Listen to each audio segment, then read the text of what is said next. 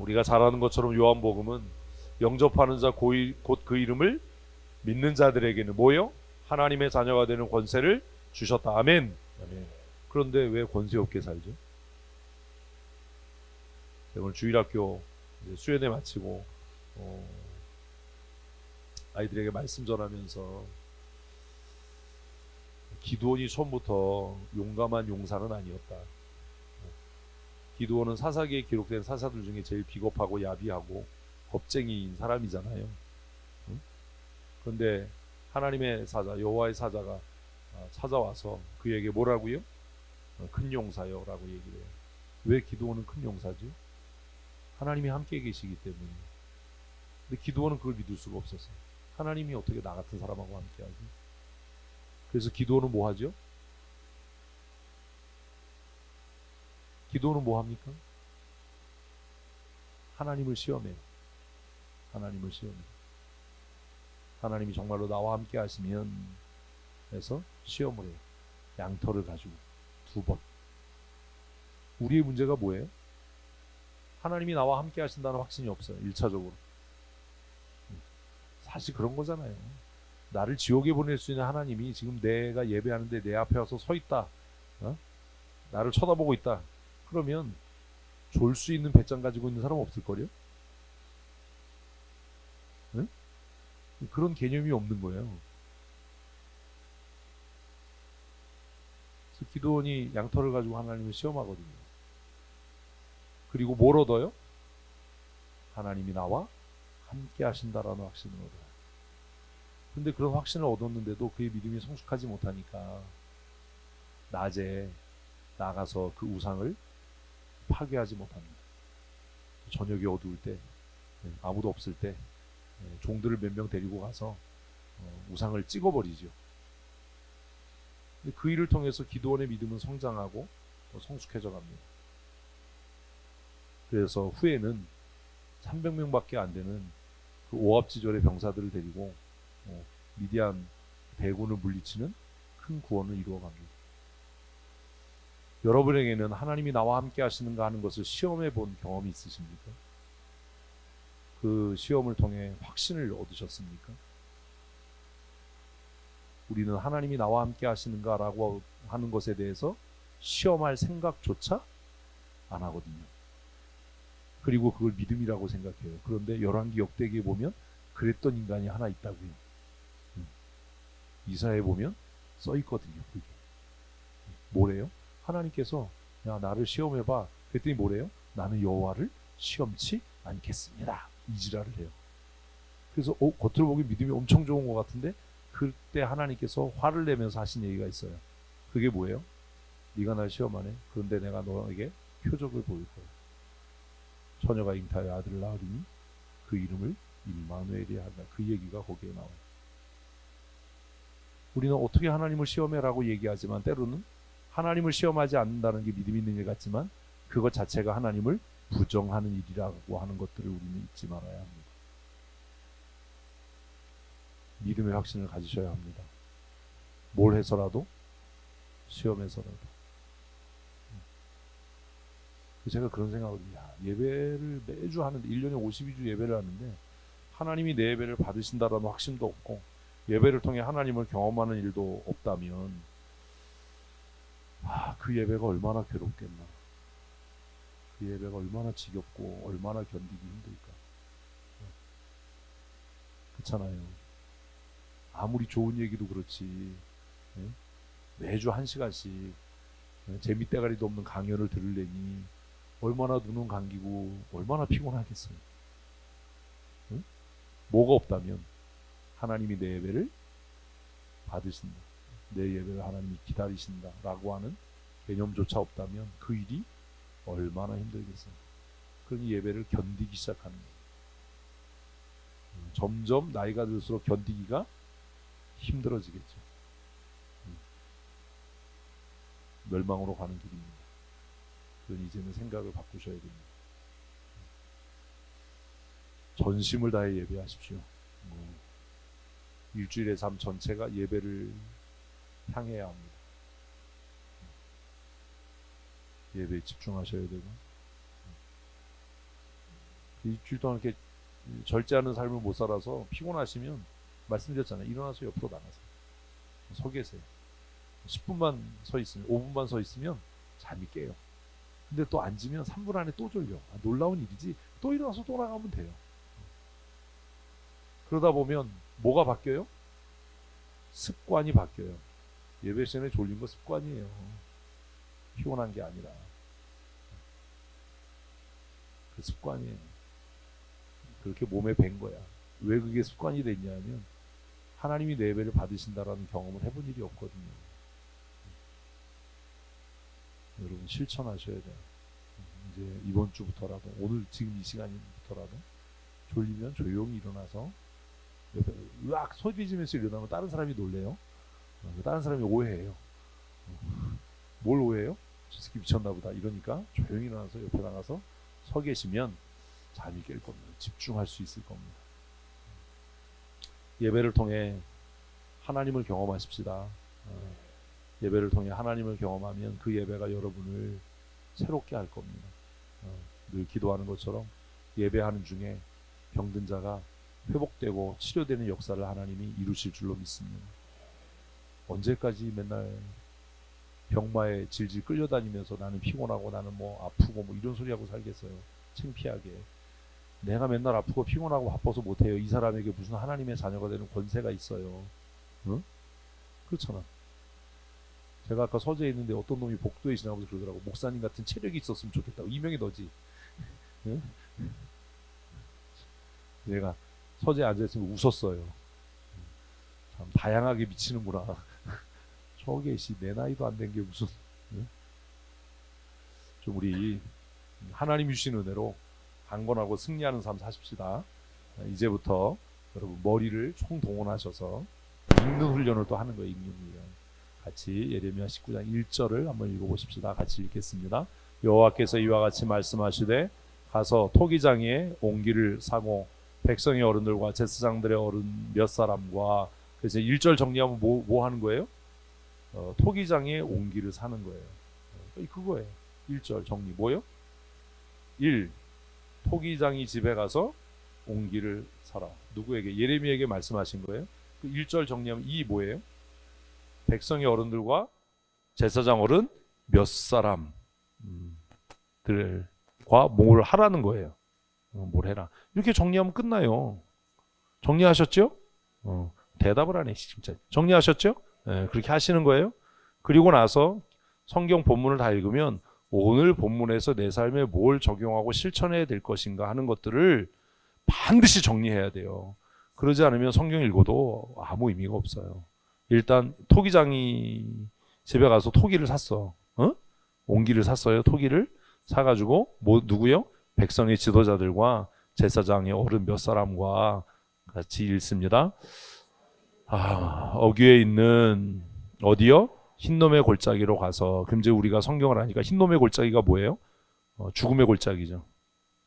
흰놈의 골짜기, 죽음의 골짜기. 죽음의 골짜기로 가라는 거예요. 뭘 가지고? 옹기를 들고 백성의 어른들과 제사장의 어른 몇 사람을 데리고 지금 어디로? 공동묘지로 가라. 이게 뭐가 어려워요? 거기서 시작. 거기에서 자 2절을 정리해 보십시다. 2절 정리하면 뭐예요? 이제 1절에서 옹기 샀고 백성의 어른들과 제사장의 어른 몇 사람들 여기까지 정리되어 있으니까 2절은 뭐예요? 어디로 가라? 공동묘지 가라. 흰놈의 골짜기로 가라. 기억이 안 나? 흰놈의 골짜기로 가서 뭐 해라? 여호와의 말씀을 선포해라. 똑같이 읽었는데 왜 이러지? 여호와의 말씀을 선포해라. 이상하잖아요. 어디에서 선포하래요? 공동묘지에 가서. 뭘 들고? 항아리 들고. 되게 웃기는 거예요. 항아리 들고 공동묘지에 가서 백성의 어른들과 제사장의 어른 몇 사람에게 하나님의 말씀을 선포하래요. 여기까지 읽으면 다 끝난 거예요. 안 봐도 알잖아. 장소가 어디예요? 쓰레기장, 공동묘지. 그럼 옹기 왜 갖고 갔겠어요? 깨버리겠죠. 쓰레기처럼 처리하겠죠. 백성의 어른들과 제사장 어른들 몇 사람 왜 데려갔어요? 너희들 이렇게 될 거다. 그 얘기 하려고 그랬겠죠. 다 끝난 거예요. 2절까지만 읽으면. 뭐가 어려워요 이게? 응? 그러니까 정신 차리고 읽으면서 정리하면 성경이 어려운 거 하나도 없어요. 복잡하게 쓰여져서 그렇지. 중요한 건 뭘 가져가는 거예요? 온기. 3절 읽어보십시다. 말하기를 너희 유다 왕들과 예루살렘 주민아 여호와의 말씀을 들으라. 누구예요 대상이? 백성과 왕들. 그죠? 유다의 왕들과 예루살렘 주민. 그럼 뭐 위아래 가릴 것 없이 몽땅 다 뭘 해? 여호와의 말씀을 들어라. 같이 읽습니다. 만군의 여호와 이스라엘 하나님이 이같이 말씀하시되 아무 의미 없죠 사실. 무슨 얘기예요? 이거 안 들으면 죽는다예요. 왜? 하나님이 어떤 하나님이니까. 만군의 여호와라고 그냥 얘기하면 바보지요. 어떤 하나님이에요? 싸움에 능하신 하나님. 만군의 여호와는 그거예요. 전쟁에 능하신 하나님. 아니 무슨 평생 예수를 믿었는데 이게 정리가 안 되면 어떡해. 네? 그럼 뭐예요? 싸움에 능하신 하나님이 너희가 내 말 안 들으면 너희와 싸우겠다는 거예요. 응? 그거 써놓은 거야. 아니 응? 싸움에 능하신 하나님이 너희가 내 말 안 들으면 너희와 싸우겠다는 거예요. 하나님이 지금 선전포고하고 계시는 거죠. 이같이 말씀하시되 같이 읽습니다. 보라 내가 이곳에 재앙을 내릴 것이라. 그것을 듣는 모든 자의 귀가 떨릴 것이니. 이것은 삽입이에요. 지금 얘기의 흐름에 의미가 없잖아요. 내가 뭐 할 거야? 재앙을 내릴 거예요. 어디에? 유다의 백성과 이스라엘의 왕들에게. 네? 이스라엘의 백성과 유다의 왕들에게. 똑같은 얘기죠. 그들 모두에게 재앙을 내릴 거예요. 그래서 이 이야기를 듣는 자마다 두려워서 떨게 될 거예요. 왜 두려워서 떨어요? 싸움에 능한 하나님이 너희와 싸울 거니까. 죽었다 이거지. 예. 그러니까 우리 막으로 쉽게 정리하면 뭐야? 너 죽었어. 이 말 안 들으면 너 죽었어. 뭐 이 얘기예요. 어려울 것도 없어요. 4절 같이 읽습니다. 이는 그들이 나를 버리고 이곳을 불결하게 하며. 그래서 이제 죽어야 되는 하나님이 그들과 싸우는 이유. 이렇게 쓰면 되잖아요. 이유. 그들이 죽어야 되는 이유예요. 하나님이 그들과 싸우시겠다라고 하는 이유예요. 근데 그 이유가 뭐예요? 하나님을 버렸어요. 하나님을 버리고 하나님이 주신 기업을 불결하게 하고 이곳에 와서 자기와 자기 조상들과 유다의 왕들이 알지 못하던 우상을 섬겼어요. 너희 조상들이 하나님의 은혜로 애굽에서 나왔고 너희의 조상들이 하나님이 주시는 만나를 먹고 살았는데 너희 조상들도 모르고 그런 우상을 섬겼기 때문이다. 그러니까 죄가 두 가지인 것 같지만 한 가지죠. 첫 번째 뭐예요? 하나님을 버린 것. 두 번째 근본도 모르는 우상을 섬긴 것. 그렇지만 이건 똑같은 이야기인 것 같은 거예요. 그것 때문에 망하는 거예요. 그것 때문에 죽는 거예요. 같이 읽습니다. 분향하며 무죄한 자의 피로 이곳에 채웠음이며. 그래서 4절은 뭐예요? 망해야 되는 이유예요. 하나님이 너희와 싸울 이유. 이렇게 정리하시면 돼요. 자, 5절 읽습니다. 또 그들이 바알을 위하여 산당을 건축하고 자기 아들 바알에게 번제로 불살라 드렸으니. 사람도 이제 제물로 드린 거예요. 뭐 살아남을 수가 없죠. 같이 이는 내가 명령하거나 말하거나 뜻한 바가 아니다. 그래서 그들은 하나님이 명령하거나 말하신 것도 아니고 하나님이 뜻한 것도 아닌 일을 행했기 때문이에요. 만약에 하나님께서 야 바알과 아세라를 섬겨라. 바알에게 너희 자녀를 제물로 드려라. 이랬다면 순종이죠. 응? 그렇죠? 굉장히 역설적인 거예요. 그런데 하나님이 그렇게 말씀하시지도 않을 뿐만 아니라 그건 하나님의 뜻도 아니라는 거예요. 근데 우리의 문제가 이거예요. 그럼 여러분 하나님의 뜻 알아요? 알아요? 몰라요. 이러면 성경 한 줄도 안 읽은 거예요. 성경 왜 읽어요? 하나님의 뜻을 알아야죠. 그래서 읽는 거예요. 근데 성경 읽고도 하나님의 뜻이 뭔지 몰라. 그럼 쉽게 얘기하십시다. 그럼 우리가 전심을 다해 예배하는 게 하나님의 뜻이에요? 아니에요? 뜻이에요. 근데 왜 그렇게 안 해요?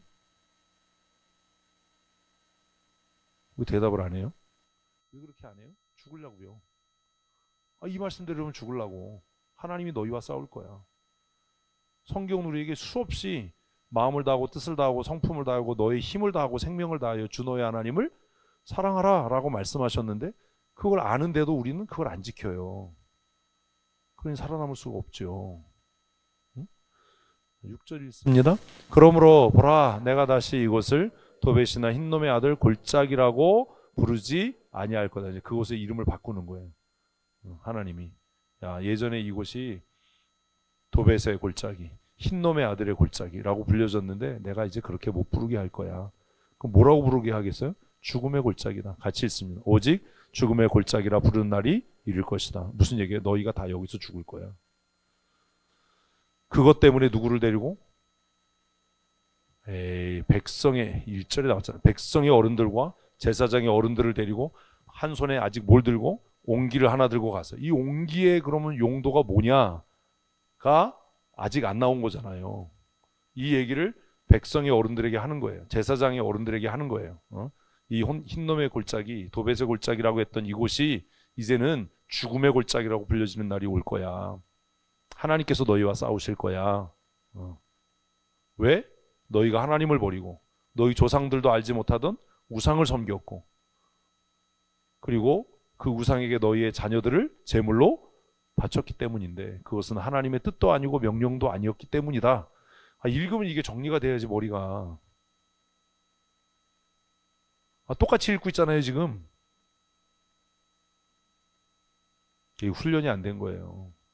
그날 외우는 공부만 해서 훈련이 안 된 거예요. 주일학 교육사들 진장들 정신 차려야 돼요. 7절 같이 읽습니다. 내가 이곳에서 유다와 예루살렘의 계획을 무너뜨려 그들로 그 대적 앞과 생명을 찾는 자의 손에 칼에 엎드려지게 하고 그 시체를 공중의 새와 땅의 짐승의 밥이 되게 하면 이걸 읽으면서 안 무섭나? 묻히지도 못하는 거야. 아무도 장례를 치러줄 자가 없어. 왜? 다 죽었으니까. 부모가 죽고 자식이 살아남으면 자식이 부모를 장사 지내주면 되는데 자식도 죽었으니까. 자식이 죽으면 부모가 장례를 치러줘야 되는데 부모도 죽었으니까 아무도 그 사람들의 죽음을 거두어 주거나 슬퍼할 사람이 없는 거예요. 이렇게 된다고요. 근데 왜 정신을 못 차리냐 이거지. 8절 같이 읽습니다. 이 성으로 놀램과 조롱거리가 되게 하리니 모든 재앙으로 말미암아 지나간 자마다 놀라며 조롱할 것이며 야 하나님의 백성이라고 야 저 사람이 권사였댄다 야 저 사람이 장로였댄다 야 이렇게 하게 할 거다라는 거죠. 9절 그들이 그들의 원수와 그들의 생명을 찾는 자에게 둘러싸여 공경에 빠질 때에 내가 그들의 아들의 살 또 그럼 뭐가 나오겠어요? 딸의 살이 나오겠죠. 딸의 살을 먹게 하고. 안 무서우세요? 같이 읽습니다. 또 각기 친구의 살을 먹게 하리라 하셨다고. 이 뭐예요? 하나님의 협박이에요. 제가 읽으면 그냥 이게 하나님의 협박이야. 뭐? 너 말 안 들으면 이렇게 만들 거야. 근데 우리 이걸 농담으로 알아요. 한번 생각을 해보세요. 우리가 내가 교회 습관적으로 지각하면 하나님께서 나로 하여금 내 아들의 살과 내 딸의 살과 내 친구의 살을 먹게 하실 거야. 이러면 지각할 마음이 들겠어요? 응? 성경을 농담으로 아니까 내가 예배를 통해서 하나님을 기쁘시게 못하면 하나님께서 이렇게 하실 거야. 내 아들의 딸과 내 살의 딸을 먹게 하고 나로 내 친구의 살을 먹게 하고 그는 나의 살을 먹게 하실 거야. 그러니 내가 정신을 차려야지. 우리는 그런 생각을 안 해요. 그냥 농담쯤으로 알아요. 옛날 얘기지 뭘 이런 일이 있겠어. 이스라엘 백성들도 그래서 망한 거예요. 10절 읽습니다. 너는 함께 가는 자의 목전에서 이제 옹기의 용도가 나왔어. 뭐해? 옹기를 깨트려라. 옹기를 깨트렸어요. 그럼 뭐 하겠어요? 야 이거 붙였을 수 있어? 이거 묻겠죠. 같이 읽습니다. 그들에게 이르기를 만군의 여호와께서 이와 같이 말씀하시되 사람이 토기장의 그릇을 한 번 깨트리면 다시 완전하게 할 수 없나니 이와 같이 내가 이 백성과 이 성읍을 무너뜨리리니. 정신 차리세요. 하나님이 한번 칼을 빼면 회복할 수 없습니다. 하나님의 자비요, 하나님의 긍휼이요, 그건 언제까지 통해요? 하나님이 칼을 빼시기 전까지만 통해요. 그래서 이제 1절에서 백성의 어른들, 제사장의 어른들을 데리고 옹기 하나 사서 들고 어디로 가는 거예요? 에이씨, 어디로 갔어요? 흰놈의 골짜기로 갔지. 어디로 갔는지 몰라 또. 정신을 좀 차려요. 흰놈의 골짜기로 간 거예요. 가지고 거기 서서 이스라엘 모든 백성은 여호와의 말씀을 들어라 라고 얘기를 하고 그 백성의 어른들과 제사장의 어른들에게 협박하는 거예요. 응? 너희가 하나님을 버리고 우상을 섬겼지. 그 우상에게 너희의 자녀들을 제물로 드렸지. 근데 그건 하나님이 말씀하신 것도 아니고 하나님의 뜻도 아니고 하나님의 명령도 아니었어. 너희가 너희 조상도 모르는 우상을 섬겼는데 어떻게 살아남겠냐. 너희가 지금 여기를 흰놈의 골짜기라고 도벳의 아들의 골짜기라고 불렀지. 날이 이르면 하나님께서 여기를 죽음의 골짜기라고 부르게 하는 날이 올 거야. 왜냐하면 너희가 여기서 다 죽을 테니까. 그런데 그 죽음이 얼마나 철저한지 너희의 시체를 매장해 줄 사람이 남지 않도록 하나님이 죽이실 거야. 너희가 그래도 내 말을 안 들으면 너희 아들의 살과 딸의 살을 너의 친구의 살을 먹게 할 거야. 응? 그러니까 그걸 들으면서도 설마 에휴, 사랑의 하나님이 자비의 하나님이 그러시겠어? 그런 생각할 때 뭐 하는 거예요? 온기를 깨버리는 거예요. 와장창. 응? 정신이 번쩍 들었겠죠? 그리고 묻는 거예요. 야, 사람이 이렇게 온기를 깼는데 이거 다시 붙여서 완전하게 할 수 있어? 요즘엔 할 수 있을지도 몰라요. 본드가 좋아서. 응? 할 수 있겠어? 할 수 없지. 그것처럼 하나님이 너희를 무너뜨릴 거야. 너희가 다시 회복되지 못할 거야. 지금 그 얘기예요. 그렇지요. 매장할 자리가 없을 만큼 매장할 거다. 그냥 다 죽어 자빠질 거다. 제가 어제 영화를 하나 봤거든요. 그들이 우리 아버지를 죽였다. 영화 제목이에요. 그들이 우리 아버지. 그 크메르르 주근해에서 학살된 캄보디아 사람들의 이야기를 안젤리나 졸리가 감독을 해서 짧게 만든 영화예요. 짧은데 2시간 반이야. 내용은 별로 없어요. 근데 정말 그 앵글, 색감 이런 것들이 그 아이의 표정 이런 것들로 분노와 슬픔, 두려움 이런 것들을 정말 잘 담아냈어요. 아, 참 뛰어나다. 그 색감이나 이런 것들이 참 뛰어나다. 우리는 영화하면 많은 대사로 뭔가 이렇게 상황을 설명하는데 그 어린아이도 참 연기를 잘하고 그 표정, 눈빛, 그리고 색채, 전체 화면의 앵글 이런 걸로 야, 이렇게 많은 이야기를 담아낼 수 있구나. 캄보디아가 그런 거잖아요. 국민의 4분의 1이 죽었잖아요. 우리 갔었잖아요. 해골 쌓여 있는데. 응? 그런 일이 일어날 거라는 겁니다. 정신 차리셔야 돼요. 정신 차려야 돼요. 매장할 자리가 없을 만큼 시체가 널브러질 거다. 전 국토가 묘지가 되는 겁니다. 12절 읽습니다. 여호와의 말씀이라 이거 돌이켜지지 않는다. 같이요. 내가 이곳과 그 가운데 주민에게 이같이 행하여 이 성읍으로 도벳 같게. 그러니까 예루살렘 성읍이 뭐가 되는 거예요? 죽음의 골짜기가 되는 거예요. 그들이 하나님 앞에 예배했던 그 자리가 죽음의 골짜기가 되는 겁니다. 한번 생각해 보셔야 돼요. 내가 아니라고 태만하게 예배했던 이 자리가 뭐가 될 거야?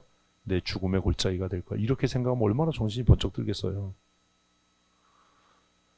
13절입니다. 예루살렘 집들과 유다 왕들의 집들이 그 집 위에서 하늘의 만상에 분향하고 다른 신들에게 전제를 부름으로 드려왔은즉 도벳 땅처럼 되리라 하셨다 하라 하시니 끝이에요. 13절까지 다 읽었어요. 한 번 읽었어요.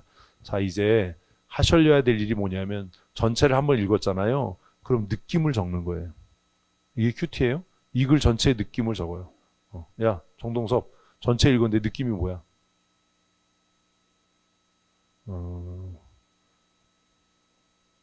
교회 잘 다니자. 지각하지 말자. 느낌이 뭐야? 안 들려 이 새끼야. 밥은 그렇게 많이 처먹으면서 뭐? 떡볶이 맛있었어? 떡볶이는 그렇게 먹으면서 하나님 뭐? 꼭 유치원생 같아. 생각하는 게. 느낌이 뭐야? 네 생각이 뭐야? 두려워. 여러분의 생각을 쓰는 거예요. 답을 찾는 게 아니에요. 전체를 읽고 났으면 본문을 한번 큐티 할 때 본문을 먼저 쫙 읽어요. 분해도 하지 말고 뭣도 하지 말고 그냥 한번 쫙 읽고 느낌을 쓰는 겁니다. 느낌이 뭐야? 예배를 잘하자. 그건 목사님의 설명이었어. 그건 네 느낌이 아니라 너 지금 혼동하고 있는 거야. 내 설명을 듣고 그런 헛소리를 하는 거야. 이 글에 예배에 예자 하나도 안 나왔어. 이 글에 예배 나왔어? 근데 너 어떻게 예배를 잘 드리자 같대. 그러니까 속으면 안 돼. 내 기교가 너무 현란했어? 토깽이가 얼마나 겁나겠니? 다음번에 같이 월북해. 느낌이 뭐야? 괜히 앞에 앉아가지고 응?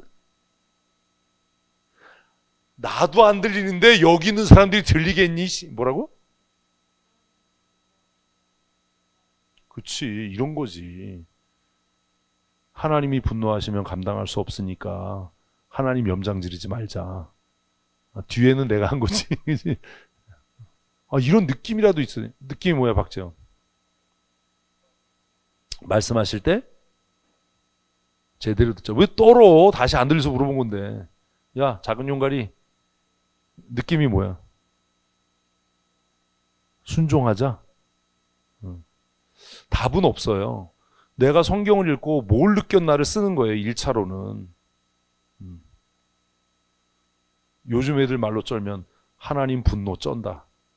뭐 이런 거 되겠죠. 또 뭐라고 쓸 수 있어요? 살아남지 못하리. 이럴 수 있잖아요. 또 어떤 느낌이 있어요? 내가 가장 사랑하는 것들을 내가 먹어야 하는 비극이 생긴다. 이럴 수 있잖아요. 여러분의 느낌을 쓰는 거예요. 정답이 없어요. 나한테 속으면 안 돼. 내가 설명한 게 네 느낌이 아니야. 글을 읽고 글에 대한 네 느낌을 쓰는 거야. 그게 말씀을 묵상하는 거예요. 그러면 이 글을 통해서 배운 교훈이 뭐예요? 배운 교훈이 뭐야? 없어. 그러면 다시 한번 읽는 거야. 배운 교훈이 뭐야? 그치. 그 얘기잖아. 그러니까 말로 할 때 듣자. 말로 할 때. 왜 이렇게 험상궂은 얘기를 했겠어요? 말로 할 때 들으라는 얘기잖아. 그러면 이제 야, 교훈이 뭐야 그럼? 좋은 말로 할 때 듣자. 아니면 맞는다. 뭐 이렇게 될 거 아니야. 근데 이걸 여러분이 안 하고 맨날 제가 해석해서 말로 할 때 들어라, 좋은 말로 할 때 들어라, 아니면 맞는다. 이러니까 여러분 자존심이 상하고 기분만 나빠지는 거. 왜? 자기 생각이 아니거든. 왜 저런 식으로 얘기를 하지? 근데 말로 할 때 들어라, 아니면 맞는다 보다 더 독한 말이 써 있잖아요. 그러니까 읽었으면 적용할 것들, 원리가 뭐냐? 재현이, 다 끝난 줄 알았지? 왜 갑자기 이름 부르니까 놀래? 네가 발견한 삶의 원리가 뭐야? 안 들려, 이 새끼야. 남자 새끼가 크게. 근데 하나님 말씀을 어떻게 들어, 네가? 성경 보고, 성경을 이렇게 봐야 돼. 성경 이렇게 피고 앞을 보면 보여? 성경을 보고 거기에 맞게 행동을 하고.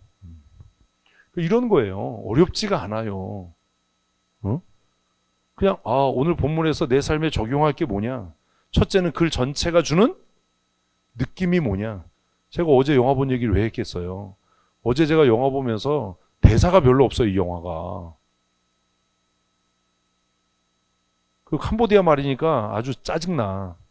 깨꿀깨꿀 이러잖아요. 베트남 말, 캄보디아 말. 그런데 안젤리나 졸리라는 감독은 그 영화를 만들면서 대사보다는 뭘로? 색감, 색채, 각도, 그리고 그 출연하는 배우들의 표정으로 뭘 전달하는 거예요? 분위기를 전달하는 거예요. 느낌이 뭐냐는 이 글의 분위기가 뭐냐라는 거예요. 근데 이걸 맨날 우리 학교 다니면서 받아 썼거든. 이 시가 주는 느낌은 뭐고 이 지랄을 했거든 우리가. 그러니까 이 글을 읽고 네가 느낀 게 뭐야 그러면 이거 동화전가 봐야 되는데 느낌이 없는 거예요. 그 훈련을 하셔야 돼요. 지금 하나님은 이렇게 예레미야를 통해서 지금 누구에게? 백성의 어른들과 제사장들의 어른들에게 앞에서 옹기를 깨면서 얘기했어요. 자, 그러면 잘생긴 아들, 진주 나눠봐. 날 싹 쳐다보는 거니까. 너 잘생긴 거 알지? 그 백성의 어른들과 제사장의 어른들은 기분 어땠겠어? 이런 생각을 하는 거야. 무서웠겠어? 그냥 물어본 거야. 왜 쫄아? 어땠겠어, 용가리? 네가 그 사람들이라면. 혼란스러웠겠어? 왜 혼란스러워? 답은 없어. 그냥 네가 얘기하는 걸 논리적으로 얘기해서 나를 설득하면 되는 거야. 괜히 죄 없는 시계 못 살게 굴지 말고 쫄지 말고. 맞기밖에 더 하겠냐. 뭐 남자가 쪼냐 그런 걸로. 한 대 맞아야 되겠다. 너희는 매주 교보제야. 매주 앞에 이렇게 하는 거예요. 전체 느낌이 뭐냐? 잘 모르겠다. 그럼 다시 읽는 거예요. 교훈이 뭐냐? 다시 읽는 거예요. 그래서 이렇게 보면 어디 갔어? 오늘 본문에서 중요한 게 뭐냐? 그 11절이다 나는. 그럼 뭐예요? 한 번 깨지면 끝이다. 내 인생도 어떻게 되면 한 번 깨지면 끝이다. 난 11절에서 그걸 발견했어요. 그러니까 내 인생이 어떻게 되기 전에? 깨지기 전에. 한 번 깨지면 다시 완전하게 할 수 없다. 난 이걸 발견했어요. 또 그 앞절에서 또 어떤 것들이 보였어요? 내가 오늘 읽으면서 봤던 것 중에 하나가 뭐냐 하면 어디 갔냐?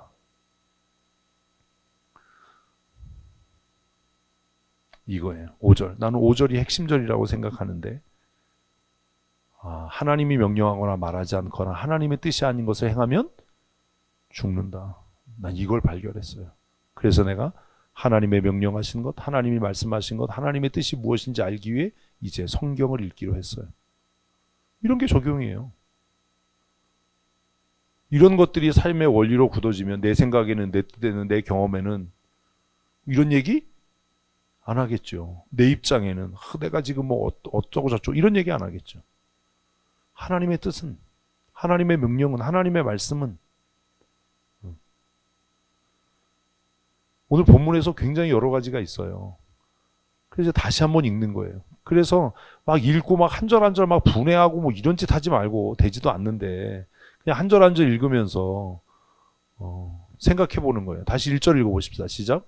여호와께서 이와 같이 말씀하실 때 가서 토기장에 옹기를 사가지고 백성의 어른들과 제사장의 어른 몇 사람과 그래서 1절을 통해서 발견되는 게 뭐예요? 어른들의 책임이 크다. 1절에서 연명순 권사님 우리 교회 어른이에요? 아니에요? 그것도 몰라요? 회장님 우리 교회 어른이에요? 아니에요? 왜 이래? 어른이에요? 아니에요? 권사회 회장이면 대빵 어른이지. 왜 나는 자꾸 나를 욕하지? 이씨 하지 말지만 정씨 이씨 어른이잖아요. 뭐의 책임이 커요? 어른의 책임이 커요. 그 1절을 읽으면서 그렇게 기도해야죠. 다시 읽으면서 하나님 내가 우리 춘천성도교회 어른입니다. 내 책임이 큽니다. 얼마나 많은 것들이 있어요. 이현숙 권사님 어른이에요? 그죠? 권사님이 어른이잖아요.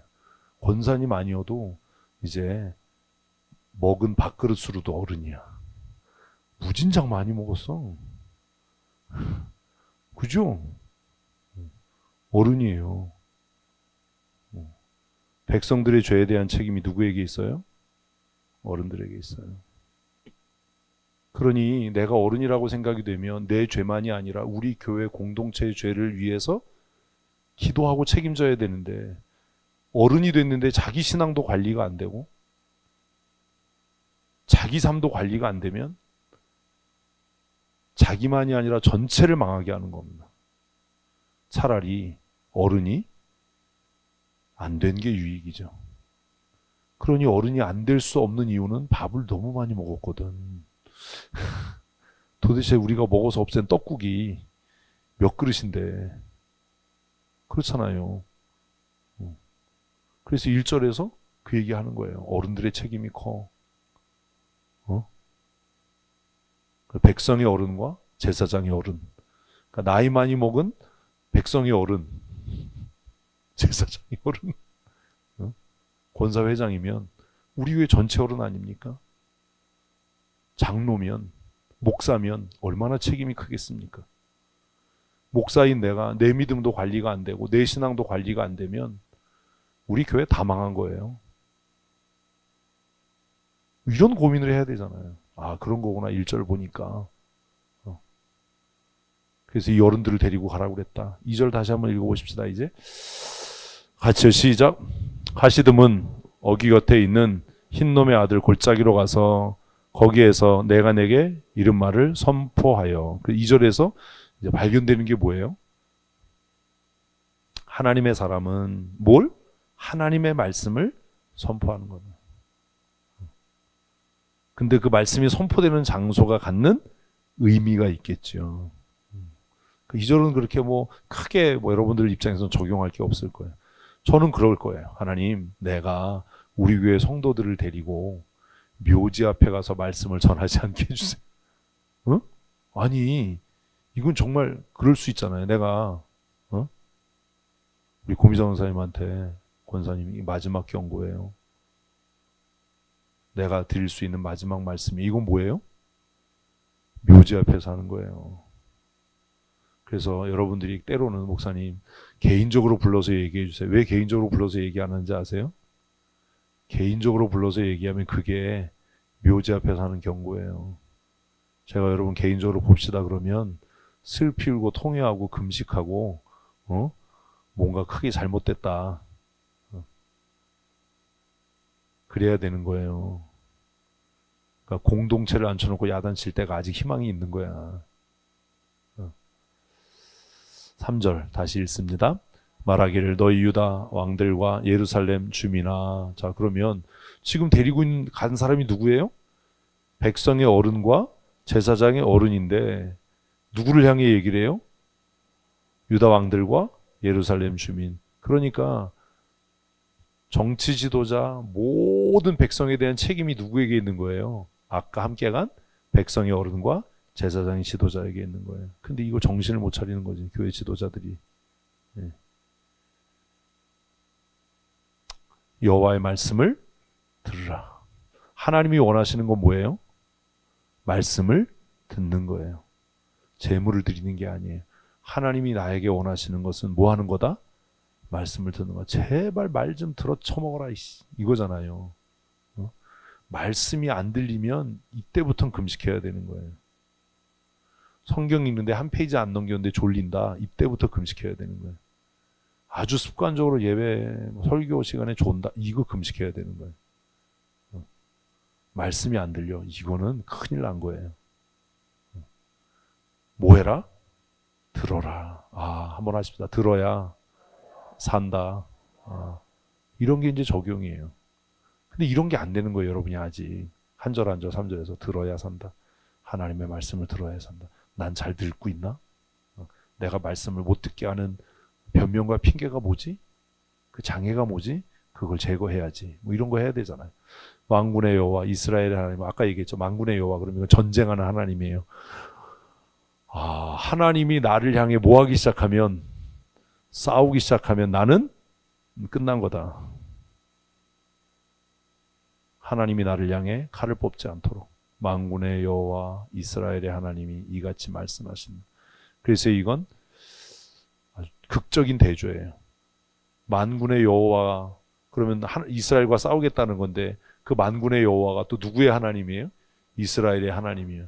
그럼 만군의 여호와가 이스라엘과 싸울 때 하나님의 마음이 아프겠어요? 두드려 맞는 이스라엘의 마음이 아프겠어요?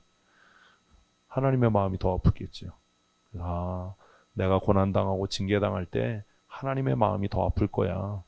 이런 게 또 깨달아지면 좋겠죠. 이같이 말씀하셔요. 보라, 내가 이곳에 재앙을 내릴 것이다. 어디에 재앙을 내려요? 이곳이에요. 이곳? 이곳이 어디예요? 몰라요, 아직. 그게 어디냐? 그 다음에 나오는 거예요. 어디요? 그들이 우상을 섬겼던 그 자리에 재앙을 내릴 겁니다. 그 4절을 읽으면 생각해 봐야 돼요. 뭘요? 내가 하나님 외에 섬기는 우상이 무엇인가? 우린 그게 육체의 연약함에 대한 변명일 수도 있고 게으름일 수도 있고 그것들을 빨리 찾아내야 돼요.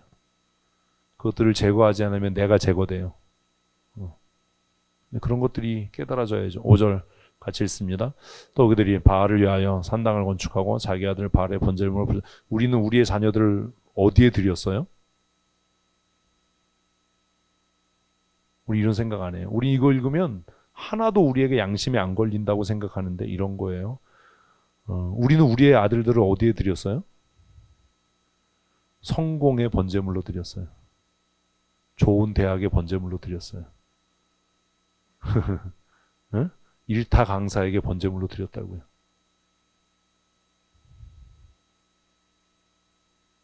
우리는 이거 안 한 것 같아요? 응? 성공이라고 하는 우상에게 우리는 우리의 자식들을 제물로 드렸어요. 이미 전에. 그래서 입만 열면 너 공부해야 좋은 대학까지, 응? 좋은 대학 나와야 돈 벌지. 어른이 돼서 우리의 마음에도 아직 돈이 우상이에요. 돈만 된다면 우리는 뭐든지 다 갖다 바칠 수 있어요. 그런데 자기는 우상 숭배 안 한대요. 아이고. 자기는 자기 자식 우상에게 드린 일이 없대요. 아이고. 웃기는 소리 좀 하지 마라.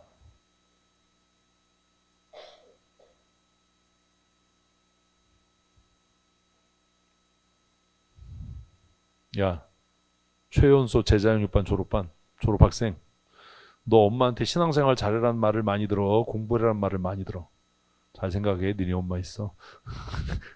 뭘 많이 들었어? 거짓말을 하자니 찔리고 사실을 말하자니. 무슨 말을 더 많이 들었어? 너 엄마한테 신앙생활 잘해라, 좋은 인격의 사람이 되라, 이런 말을 많이 들었어. 공부 좀 해라. 왜 쳐노냐? 뭐야 이거는.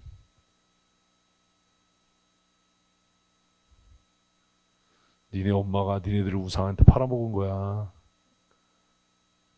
니네는 그렇게 살면 안 돼. 응? 가훈이 알았어? 너의 삶을 하나님께 드리면 하나님이 네 삶을 책임지신다. 부모들이 정신 차려야 되는 거예요. 너 예배 시간에 졸았다고 두드려 맞아본 적 있어? 집에서? 못 때리지. 부모도 예배를 잘 안 하는데. 있었어? 나 없는 줄 알았어. 어? 그런 거예요. 아니, 부모도 돈독이 올라서 성공밖에 모르는데 지금 바알과 아세라를 왜 섬겨요? 부자 되려고요. 바알과 아세라를 섬겨야 농사가 잘 되니까요. 농경의 신이니까요. 바알과 아세라를 섬겨야 비가 내리고 그래서 수확량이 많아지니까. 그러니까 이거를 우리식으로 바꾸면 네 자식을 어디에 팔아먹었어? 성공에 팔아먹었잖아. 네가 네 자식을 좋은 대학 입시에 팔아먹었잖아. 근데 네가 살아남길 원해? 근데 우리는 이스라엘 백성보다 더 뻔뻔하게 아니라고 시침이 뚝 뛰고 하나님을 향해 구라치는 거예요. 난 그런 일 없어요. 솔직하게 얘기해 보세요. 여러분 자녀들이 예배 잘 드리는 게 기뻐요? 서울에 있는 대학 가는 게 기뻐요? 어? 이 아이가 1년 52주 정말 하나님 앞에 기쁨으로 예배하는 게 자랑스러워요? 서울대 연고대 간 게 자랑스러워요? 거짓말 그만하라고요. 우리 애가 이번에 모의고사에 내 자랑하는 건 아닌데, 예? 전교에서 1등 했대 이런 건 자랑하면서도 우리 아이가 이번에 특별 새벽 기도에 하루도 안 빠지고 나와서 정말 막 땀 흘리고 눈물 흘리면서 기도하는 거 보니까 내가 너무 기뻐. 이런 거 자랑해 본 적 있어요?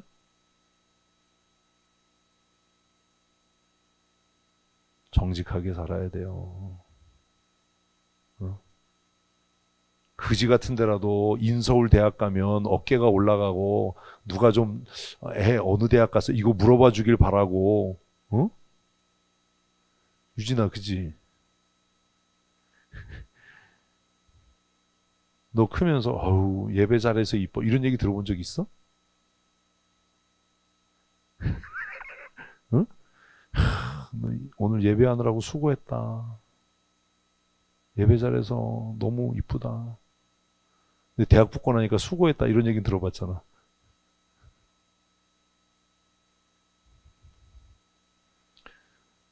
성경을 제대로 읽기 시작하면 삶이 변해요. 우리는요 이미 우리 아이들을 다 성공이라고 하는 바알과 아세라에게 제물로 드렸어요. 그래서 그 새끼들이 여기 없는 거예요. 응? 정신 차리라고요. 거짓말하지 말고. 그건 하나님의 명령도 아니고 하나님이 말씀한 것도 아니야. 근데 우리가 이제 구라를 치는 거야. 우리 아이가요 서울에 있는 대학 가서요 하나님의 영광을 드러냈어요. 아이고 제가 속으로 그러죠. 지랄을 한다. 지랄이 풍년이다. 그 새끼가 서울에 있는 대학 갔다고 무슨 하나님의 영광을 받으시냐. 응? 거짓말 좀 하지 마라. 그런 거 없다. 언제까지 그런 거짓말로 속이고 살 거냐. 전국 모의고사 1등 했다고 하나님이 그걸로 영광 받으시겠어요? 한번 생각해보세요. 전국 모의고사 1등해서 하나님이 영광 받으시는 걸 하나님이 더 기뻐하시겠어요? 그 아이가 정말 전심으로 하나님을 예배해서 하나님을 영화롭게 하는 걸 하나님이 더 기뻐하시겠어요? 그 양심은 있어가지고 후자인 것 같잖아. 근데 현실은 아니잖아. 응? 이제 깊이 들어가면 이렇게 되는 거예요. 그건 하나님이 명령하신 것도 아니고 하나님이 말씀한 것도 아니고 뭣도 아니야? 하나님의 뜻도 아니야. 사기치지 마라. 그건 네 욕심이지. 네 보상심리고 네 체면이지. 그게 무슨 하나님의 영광이야. 응? 거짓말 좀 하지 마라. 무슨 말도 안 되는 소리를 하냐. 정말 그럴 수 있어요. 엄마는 네가 정교 꼴찌를 해도 예수 잘 믿는 게 너무 자랑스러워. 거짓말하지 마, 이 새끼야. 가온아, 정교 꼴찌하면 집에서 쫓겨나지. 한번 해봐. 응? 한번 해봐. 평균 빵점. 빵점 맞기 되게 힘들어. 너 전 과목 빵점 맞아봤어? 빵점은 답을 다 할 때 맞을 수 있는 거야. 빵점 맞기가 얼마나 힘든데. 챌린지를 한번 해볼까? 전 과목 빵점 맞기. 할 수 있겠어? 못할 것 같아? 또 지가 또 뭐 좀 아는 것 같지? 넌 할 수 있어.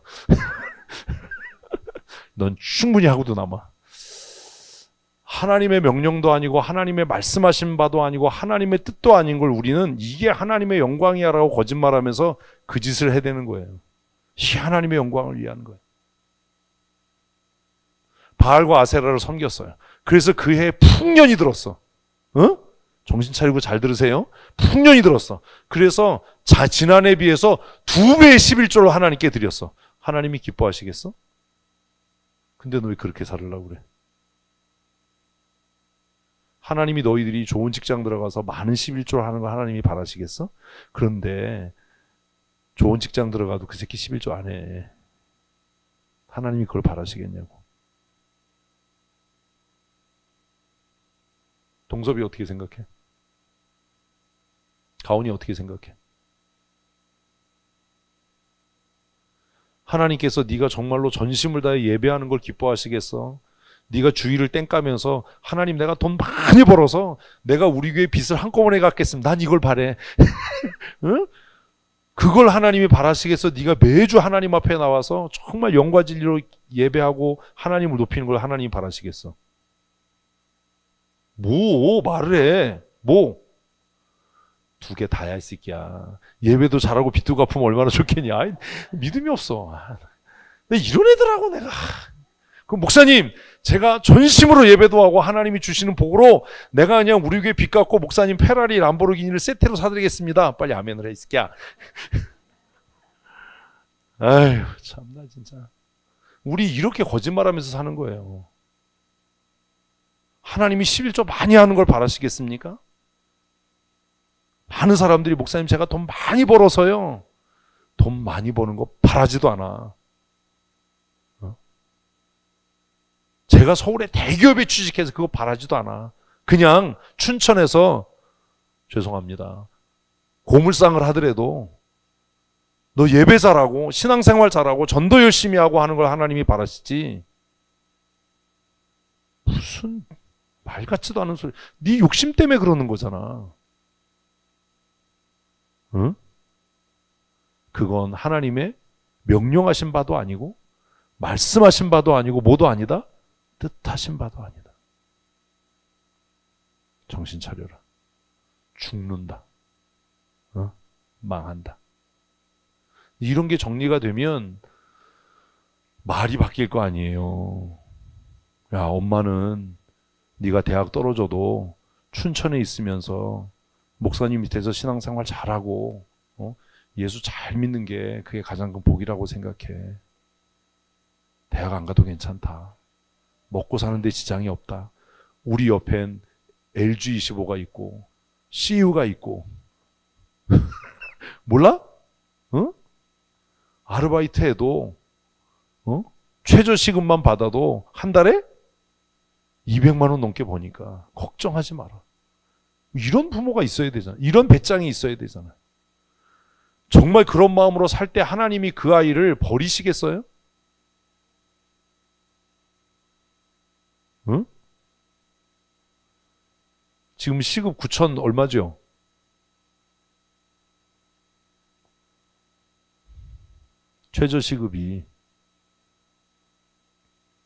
최저시급으로 계산해도 한 달에 200만 원 넘게 벌잖아요.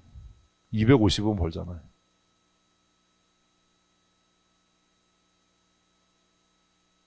이 믿음은 입에 달고 사는데 네?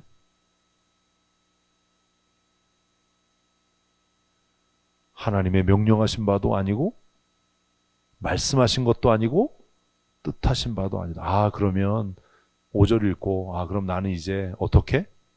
내 삶을 우상의 제물로, 내 자녀의 삶을 우상의 제물로 드리는 것이 아니라 하나님의 명령하심과 말씀하심과 뜻하심을 따라 살아야 되겠다. 지금부터라도. 이런 게 이제 구체적인 적용이.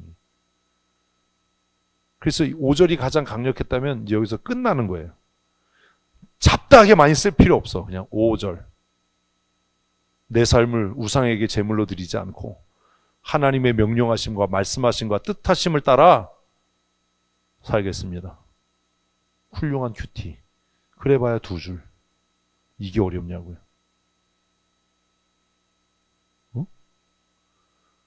5절이 그거잖아요. 이거 안에서 죽는 거잖아요. 6절 다시 한번 읽어봅시다. 그러므로 보라, 내가 다시 이것을 도벳이나 흰놈의 아들 골짜기로 부르지 아니하고 뭐라고? 오직 죽음의 골짜기라 부른 날이 이를 거다. 내가 말씀대로 안 살면 뭐가 이르러요? 내 죽음의 날이 이르러요. 여러분에게 임할 거예요.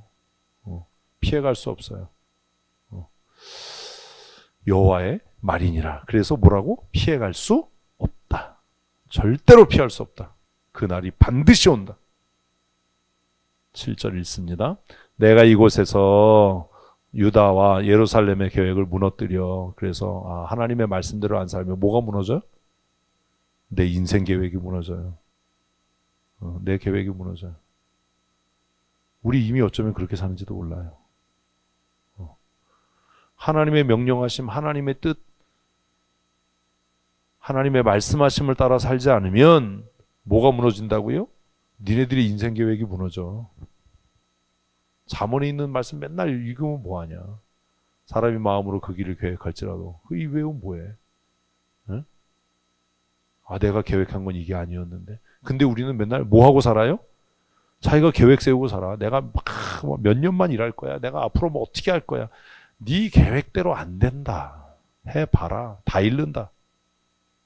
지금 내 상황에서 이게 최선이야. 내가 할 수 있는 일이야. 그거 꺾지 않는 한 모든 걸 다 잃게 된다. 아, 하나님께서 내가 순종하지 않을 때 내 계획을 어떻게 하실 거다? 무너뜨릴 거다. 그들로 그 대적 앞과 생명을 찾는 자의 손에 칼에 엎드려지게 할 거다. 결국 망하게 할 거다. 그 시체가 공중의 새와 땅의 짐승의 밥이 되게 할 거다. 그러니 7절 읽으면 이제 뭐 하지 말자? 내 계획대로 되는 게 없으니 못 따라 살자. 하나님의 뜻과 말씀하신 바와 명령을 따라 살아야 한다. 이게 이렇게 적용이 돼야 되잖아요. 이게 뭐가 어려워요? 한 절 한 절 하니까 너무 많지만 그 중에 하나만 하면 되는 거예요. 8절 같이 읽습니다. 이 성으로 놀람과 조롱거리가 되게 하리니 모든 재앙으로 말미암아 지나가는 자마다 놀라게 할 거예요. 9절 그들의 원수와 그들의 생명을 찾는 자에게 둘러싸여 공경에 빠질 때에 내가 그들의 아들들의 살을 먹고 딸의 살을 먹게 하고 또 각기 친구의 살을 먹게 하리라. 마지막 협박이에요. 하나님의 협박. 이렇게 하는 이유가 뭐예요? 사실 9절을 뒤집으면 하나님의 사랑이 보이는 겁니다. 이렇게 협박해서라도 뭐 하지 마라? 버티지 마라. 죄 짓지 마라. 우상 섬기지 마라. 우상에게 너희의 자녀를 제물로 드리지 마라. 라는 하나님의 열심과 하나님의 사랑. 그래서 9절을 이해하면 아, 결국 내가 사는 건 무엇으로 산다? 하나님의 열심으로 사는 거다. 하나님의 사랑으로 사는 거다. 이렇게 되겠죠. 10절 읽습니다. 너는 함께 가는 자의 목전에서. 그래서 이제 1절과 이어지는 거잖아요. 1절과 2절의 얘기가 여기로 이어지는 거예요. 중간에는 삽입이에요. 구조상으로 보면 그들 앞에서 옹기를 깨래요. 그리고 그들에게 이르기를 만군의 여호와께서 이같이 말씀하시되, 그리고 11절도 사실 없어도 되는 거잖아요. 강조하기 위해서 있는 거예요. 사람이 옹기를 한번 깨트리면 완전하게 할 수 없는 것처럼 너희가 하나님의 손에 붙잡혀서 깨지면 끝나는 거다. 우리는 자꾸 거짓말로 살아요. 하나님의 긍휼, 하나님의 자비, 하나님의 온유. 웃기는 소리 하지 마. 깨지는 날이 와. 그리고 한번 깨지면 다시 완전하게 할 수 없다. 그러니까 깨지지 않는 삶을 살아야 되는 거예요. 깨지면 완전해질 수 없어요. 사람이 토기장의 그릇을 한번 깨트리면 다시 완전하게 할 수 없나니 이와 같이 내가 이 백성과 이 성읍을 무너뜨리니 도벳에 매장할 자리가 없을 만큼 매장하리라. 아, 내 인생이 무되지 않도록, 박살나지 않도록 살아야 되는 거구나. 하나님은 그걸 원하시는구나. 12절 여호와의 말씀이라. 그래서 여호와의 말씀이 계속 반복돼요. 이거는 농담이 아니, 이렇게 하실 거라는 겁니다. 반드시 이렇게 하실 겁니다.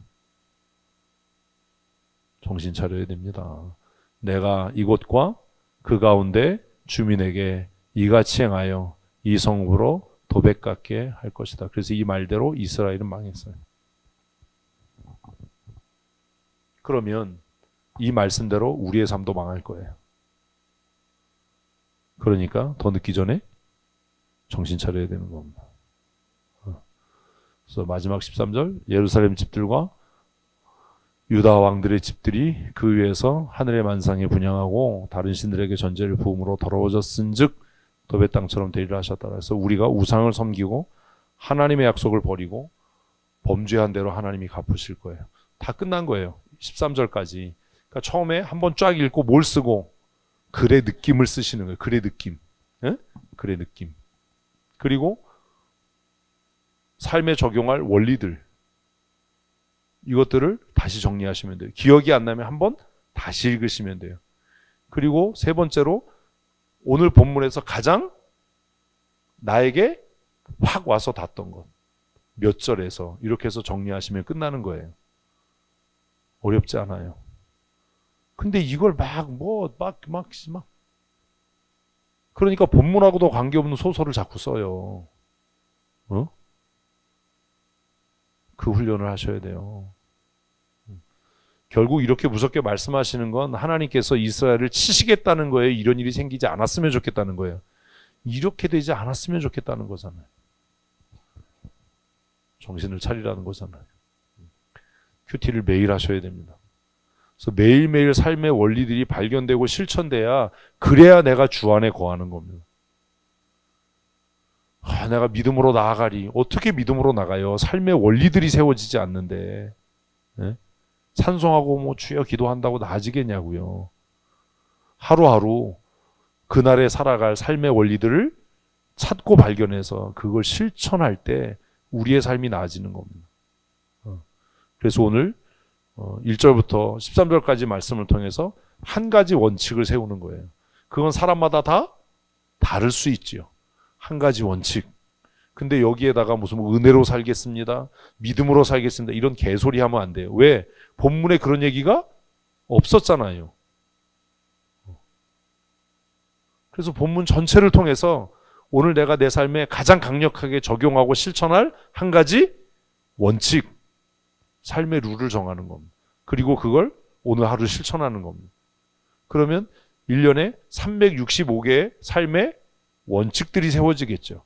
그것들이 모여지면 그 사람의 세계관이 되고 그 사람의 가치관이 될 겁니다. 너는 오늘 예배란 얘기도 안 나오는데 왜 예배 얘기를 해? 목사님이 예로 들은 거잖아. 본문이 얘기한 게 아니라. 그러니까 본문을 읽고 본문이 무엇을 이야기하는가, 그 범주를 벗어나면 안 돼요. 이건 누구나 할 수 있어요. 어렵지 않아요. 어렵게 큐티하려고 하지 마세요. 거기다가 막 소설 써놓지 마세요. 그 제목을 정해야 되잖아. 이제 가장 나에게 강력하게 와닿았던 그것으로 제목을 삼으면 돼요.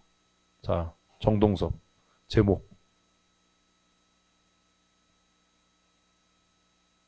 땡. 제목 정하는 게 기술이야. 제목 쓰는 거 보면 그 사람이 글을 얼마나 이해했는지를 알 수 있어. 제목 모르겠어. 모르는 게 아니고 생각이 없는 거야. 모르는 건 사실에 대해서 인지하지 못하는 게 모르는 거고, 이건 모르는 게 아니라 생각이 없는 거야. 말을 정확하게 해야 돼. 다시 힌트를 줄게. 이제 저쪽으로 가야지. 니네 셋은 오늘 야식 먹지 마. 집에 가서 닭 먹기만 해봐. 먹지 마. 목사님 집으로 보내. 오늘 이야기를 이끌어가는 모티브가 뭐야? 아유, 이걸 대학생이라고. 오늘 사건을 이끌어가는 모티브가 뭐야? 왜 입술을 떨어? 오늘 전체 이야기를 이끌어가는 모티브가 뭐야? 그치. 오빠라고 불러. 오늘 하루 동안. 오늘 이 이야기를 이끌어가는 모티브가 뭡니까? 온기잖아요. 온기. 네? 그래서 온기로 얘기가 시작됐잖아요. 그리고 나중에 그 온기를 깨트려서 시각적인 효과를 보였잖아요. 그리고 결론이 뭐예요? 깨진 온기는 다시 완전해질 수 없어, 이거잖아요. 그럼 제목이 뭐예요? 회개하고 이런 쓰잘데기 없는 소리 하지 말고, 그게 모티브고 이 사람의 이야기하고자 하는 핵심이라면 지금 뭐라고 그랬어? 깨진 온기가 되지 말자. 이렇게 제목을 정하면 이해하는 거예요. 무슨 맨날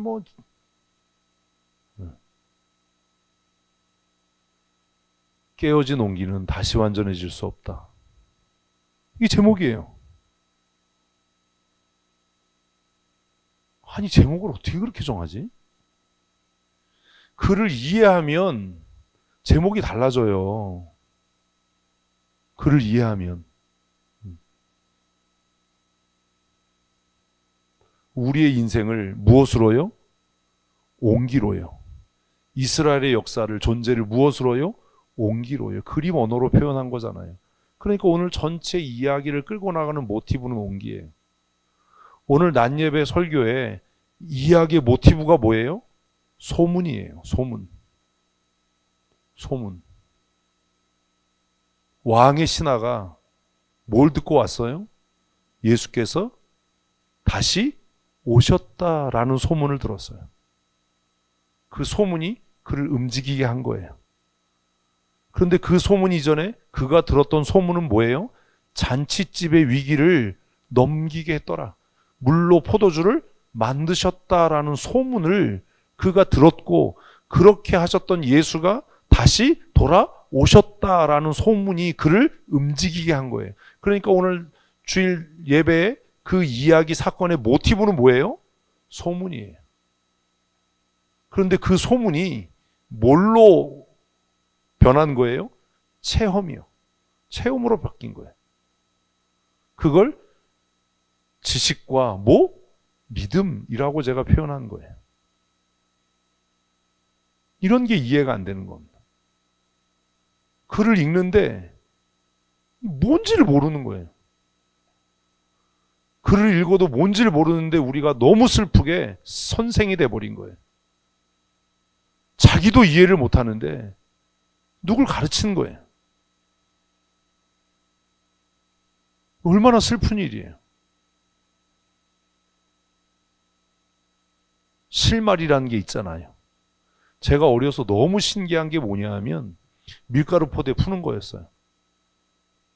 밀가루 포대가 이중박음질 돼 있잖아요. 아, 몰라요 또? 쌀자루도 그렇잖아. 그래서 내가 풀면 꼭 엉켜. 근데 우리 어머니가 풀면 쫙 풀면 그냥 쫙 풀려. 너무 신기했거든. 그래서 밀가루를 사올 때마다, 쌀을 사올 때마다 내가 한번 풀어볼게요.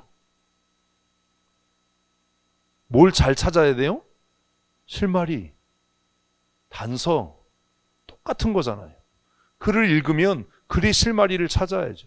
그런데 우리는 학교 다니면서 맨날 전과에 있는 거 베껴 쓰고 칠판에 있는 거 판서한 거 베껴 쓰고 그거 외우고 이래가지고 글을 읽어도 이 이야기의 출발점이 뭐냐, 이 이야기를 끌고 나가는 논지가 뭐냐, 이런 것들에 대해 이해를 못하는 거예요.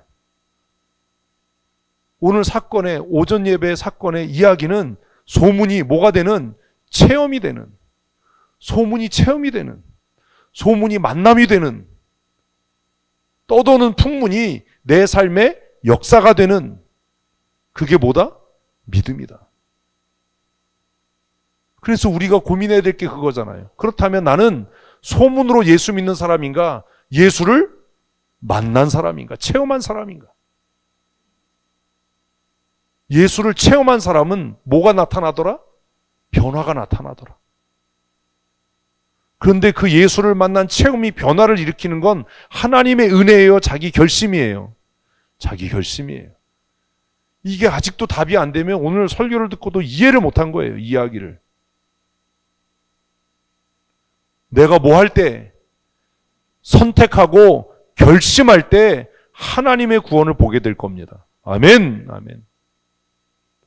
소문을 듣고 내가 예수를 만나러 갈지 말지, 네 아들이 살아있다라는 말씀을 듣고 그 말씀을 듣고 집으로 돌아갈지 말지 누가? 내가 결정하는 거예요. 그리고 그 아들이 살았다라는 종의 이야기를 듣고 내가, 나와 온 집이 예수를 믿고 따르기로 결정할지 말지도 누가? 내가 결정하는 거예요. 자, 그러면 이 왕의 신하가 최종적으로 얻은 게 뭡니까? 난 이 왕의 신하가 최종적으로 얻은 게 뭐예요? 하나님의 나라예요. 구원이에요. 어쩌면 좋아, 이걸.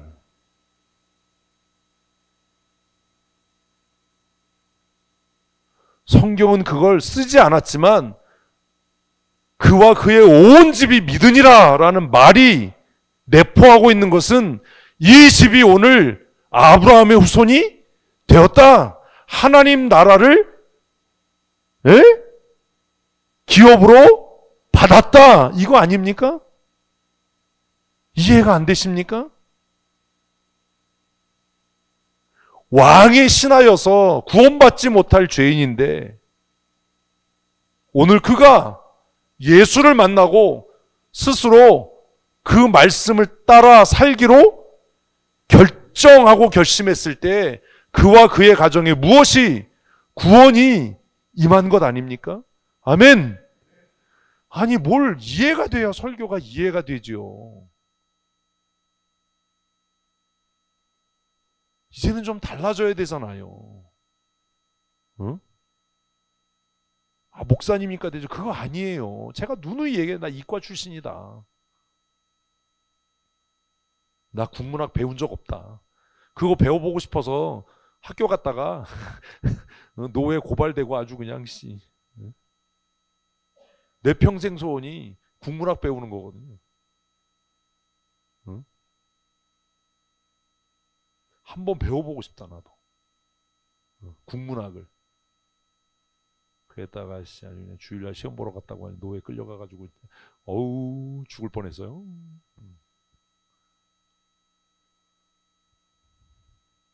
연습하고 훈련해야 돼요. 매일 이렇게 묵상을 하는 것. 원리가 뭔지, 내 삶에 적용해야 될 것들이 뭔지. 이상한 소리 써놓지 말고. 그 제목 정말 재현이 잘했어. 돈 있지? 오늘 저녁에 응? 네 돈으로. 네 돈으로 뭔데 끄떡끄떡해. 네 돈으로 뭔데 끄떡끄떡하냐고. 뭔지 알고 닭 사서 나한테 보내. 내가 너를 잘 가르친 거니까. 자식아 너 사 먹으라는 얘기가 아니야 임마. 너 왜 비웃어. 토끼. 응? 아유, 훈련이 돼야 돼요 자꾸. 너희들 정말 정신 차려야 돼. 대학생인데 그러면 되겠어.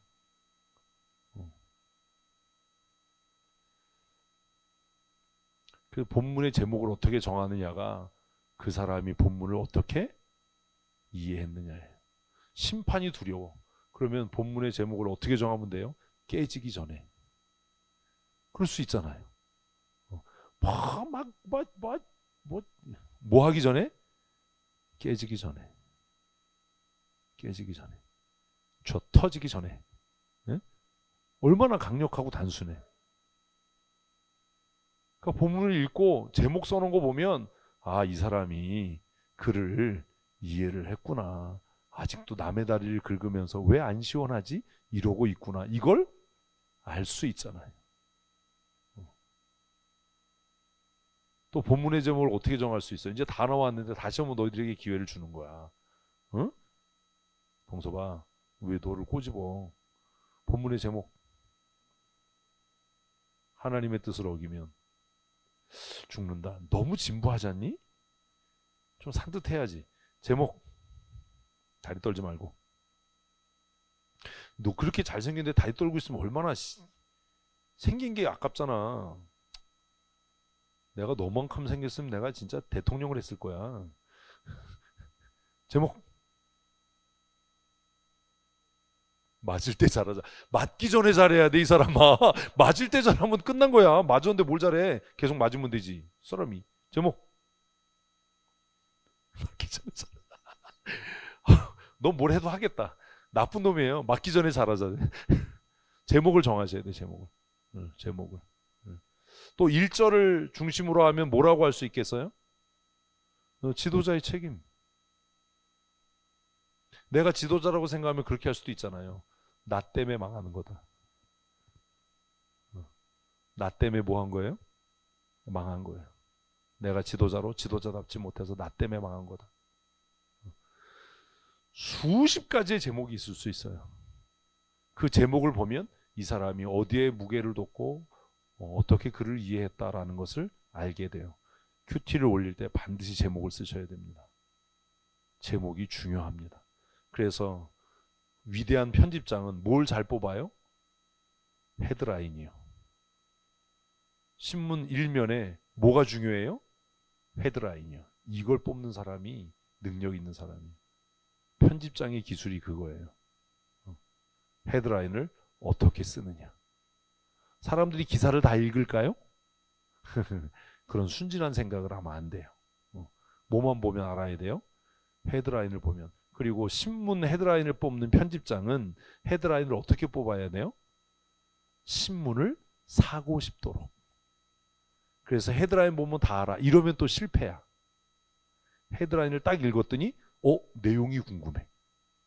그래서 신문을 사야죠. 그래서 신문의 헤드라인을 보고 신문을 샀더니 헤드라인과 내용이 다르더라. 이건 뭐예요? 사기꾼이야, 이 새끼는. 그럼 다음부터는 그 신문을 안 사요. 헤드라인을 보고 내용이 뭐지? 그래서 신문을 읽었더니 반전이네. 얼마 전에 미국의 유명한 대학에서 한국 아이가 그 웅변 대회에서 1등을 했어요. 내용이 반전이었어요. 그래서 제가 이렇게 들으면서 이 새끼 똑똑한 놈인데, 똑똑하니까 유학 갔겠지. 이런 게 경쟁이 안 되는구나. 큐티를 내일부터 잘 하시는데, 열심히 하시는데 제목을 잘 쓰셔야 돼요. 제목. 내가 본문에서 가장 강력하게 도전받은 것, 내 삶에 강력하게 적용하고 싶은 것을 제목으로 쓰셔야 됩니다. 제목이 없는 묵상은 반쪽짜리입니다. 반드시 제목을 다십시오. 제일 어려운 게 뭐예요? 제목을 다는 거예요. 제가 어제 왜 소식지에 제목을 안 썼을까요? 아니에요, 잊어먹었어요. 썼는지 알았어요. 왜 썼는지 알았냐면 어떤 싸가지가 전화해가지고 왜 배고픈데 안 오냐고 지랄을 해서 집에 가느라고 난 제목을 썼는 줄 알았어요. 사실 처음 제목은 그거였어요. 지식과 믿음 사이에서. 제목을 잘 정하셔야 돼요. 어렵지 않습니다. 다시 한번 정리할게요. 처음 한번 쫙 읽고 느낌을 손으로 직접 쓰십시오. 전체 느낌을 쓰세요. 그리고 전체 분위기예요. 그건 분위기. 이런 분위기구나, 이런 느낌이구나. 그림을 보면 그런 분위기, 느낌이 있잖아요. 우리 또 돈 아까워서 미술 전시회 안 가죠. 영화를 다 봐도 줄거리를 세세하게 아는 게 중요한 게 아니라 그 영화에 뭐가 있어요? 느낌이 있잖아. 느낌. 그 느낌을 한 줄 쓰는 거예요. 그리고 본문 전체를 통해서 내 삶에 실천하고 적용해야 될 원리와 적용점들을 쓰시는 겁니다. 근데 두 번째, 원리와 적용점들을 쓸 때 가물가물해서 잘 생각이 안 나. 그러면 연필을 들고 한 절 한 절 다시 읽는 거예요. 한 절 한 절 다시 읽다가 확 와서 이제 마음에 감동이 되는 것들이 있어요. 충격이 되는 게 있어요. 그럼 그 절을 표시를 하고 몇 절에서 쓰는 거예요. 몇 절에서 무슨 말씀을 통해서 내가 이런 도전을 받았다. 그래서 이렇게 할 거다. 그러면 돼요. 그러면 그 나머지는 안 읽어도 돼요. 왜요? 그 나머지 읽으면 또 이제 막 헷갈려. 그리고 이게 더 좋은 것 같은데, 이게 더 좋은 것 같은데, 그래서 막 잡다해져. 그래가지고 막 글이 쓰레기통 같아. 막 그게 제 설교가 그래요. 그래서 한 가지만 얘기하면 되는데 막 너무 욕심이 생겨서 이것도 가르쳐주고 싶고 저것도 가르쳐주고, 그러니까 막 너무 잡다해지는 거예요. 단순하게 하는 게 기술입니다. 어떻게 해요? 단순, 명료하게. 그리고 제가 요즘에 이제 그렇게 큐티에서 올리는데, 그 다음 번으로 가야 되는 게 뭐냐면 내 감정을 쓰는 겁니다. 뭘 쓴다고요? 내 감정이요. 예레미야가 특별한 선지자인 이유가 뭔지 아세요? 그 상황과 사건에서 자신의 감정이입을 가장 훌륭하게 한 선지자가 예레미야예요. 어떤 선지자도 예레미야처럼 하나님을 향해 협박하고 땡깡 쓴 선지자가 없어요. 그죠? 아니에요? 읽으면 응? 막 내가 뭐 하나님 때문에 욕을 먹어요. 우리 엄마는 왜 나를 낳아가지고 내가 하나님을 만나게 하고, 그래가지고 하나님 편 들었더니 사람들한테 내가 꿔준 것도 없고 내가 꾼 것도 없는데 사람들에게 저주를 받고 살아요. 뭐 이런 얘기를 하는 거예요. 우리 시대에, 이 슈퍼 AI 시대, 슈퍼 인공지능 시대에 성공하고 출세할 수 있는 가능성이 높은 사람들이 누구냐 하면 뭐예요? 공감 능력이 뛰어난 사람이에요. 공감 능력이 뛰어난 사람. 제가 이 얘기 했어요. 그래서 최고의 SF 영화, 매트릭스, 반지의 제왕 이 수준을 뛰어넘는다라고 평가받는 그 SF 영화의 정점에 있는 영화가 뭐죠? 그게 아바타거든요. 내가 뭔 얘기를 하는 거야, 이분들을 데리고. 아바타잖아요. 아바타에서, 그 행성에서 내가 너를 사랑해 라는 말을 어떻게 하죠?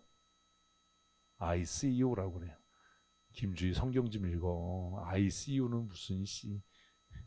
see you에 갈래? I see you 라고 얘기를 해요. 내가 너를 본다라는 거잖아요. 뭐 한다는 거예요? 공감한다라는 말입니다. 공감한다. 그리고 그 영화에서 익룡을 훈련시켜서 타고 다니잖아요. 또 영화를 봤어야 이게 얘기가 되지. 네? 근데 그 익룡을 어떻게 훈련시키냐 하면 자신의 신경과 그 익룡의 신경을 결합을 시키거든요. 그래서 그 날아다니는 익룡을 자신의 생각으로 조정을 하는 거예요. 그래서 그 영화를 보면서 야, 이 영화를 만든 감독은 진짜 천재다. 그 영화 전체를 통해서 뭘 얘기하는 거예요? 결국 뭐가? 공감 능력이 역사를 좌우할 거다. 슈퍼 인공지능 시대에 가장 필요한 경쟁력은 뭐다? 공감 능력이다. 지금의 학교 폭력, 묻지마 살인 이런 일들이 왜 일어나요? 공감 능력이 없어져 가는 거예요, 사람들에게. 그 가상현실에 갇혀서 공감하지 못하는 거예요. 근데 이 얘기를 수천 년 전에 한 게 성경이에요. 적어도 2000년 전에 예수님께서 이 시대를 뭐라고 평가할까? 라고 말씀하시면서 이 시대는 공감 능력을 잃은 시대야. 그게 뭐예요? 근데 그 본문은 아는데 이게 뭔 얘기인지 모르니까 여러분은 그냥 돌이에요. 외우긴 하는데 이게 뭔지를 몰라. 말세 현상을 예수님 뭐라고 얘기했냐면 공감 능력을 상실한 시대라고 얘기를 한 거예요. 사람들이 울어도 울지 않아. 피리를 불어도 춤추지 않아. 우리가 제일 힘들 때가 뭐예요? 아무도 내 슬픔에 공감하지 않아. 누구도 나를 이해해주지 않아. 이것 때문에 우리가 힘든 거잖아요. 슈퍼 인공지능 시대에 우리 아이들이 능력 있는 지도자가 되려면 외우는 건 끝났어요. 외우는 공부하지 마. 바보들이나 하는 짓이야. 누가 잘해요? 네이버 지식인이 다 알아. 임진왜란 몇 년이 일어났는지 그딴 거 외우지 마. 그거 네이버 지식인이 잘 알아. 내가 요즘에 텔레비전 보다가 저분 몇 살이지? 누구한테 물어봐? 네이버 지식인한테 물으면 생년월일 어디서 태어났는지 다 나와. 우리 예전에 그거 외웠어요. 태종태세 문단세 이거 몇 년에 이러다 몇 년에 이거 그거 잘하는 놈이 공부 잘하는 놈이. 근데 그거 누가 잘하냐면 지금 구글이 잘하고요. 네이버 지식인이 잘하고요. 걔네들이 못하는 게 있어. 성경을 읽으면서 제가 받는 충격 중에 하나가 뭔지 아세요? 어떻게 하나님은 신이신데 우리의 아픔을 이렇게 잘 아실까?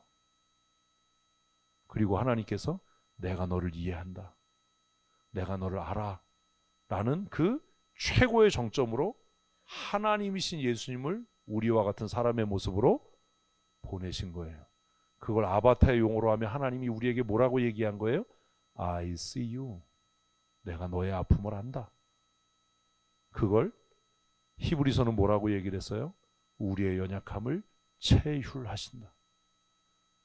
그 내용 아는 게 중요한 게 아니라 저처럼 이렇게 엮을 수 있는 능력이 있어야 되는 거예요.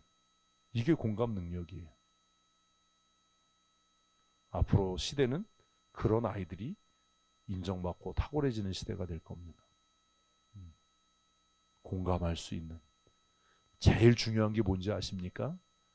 하나님의 마음을 공감할 수 있는 사람이에요. 하나님, 내가 오늘 성경을 읽으니 하나님의 아픔이 느껴집니다. 내가 오늘 말씀을 읽으니 하나님이 얼마나 죄를 미워하시는지를 내가 공감합니다. 내가 하나님을 봅니다.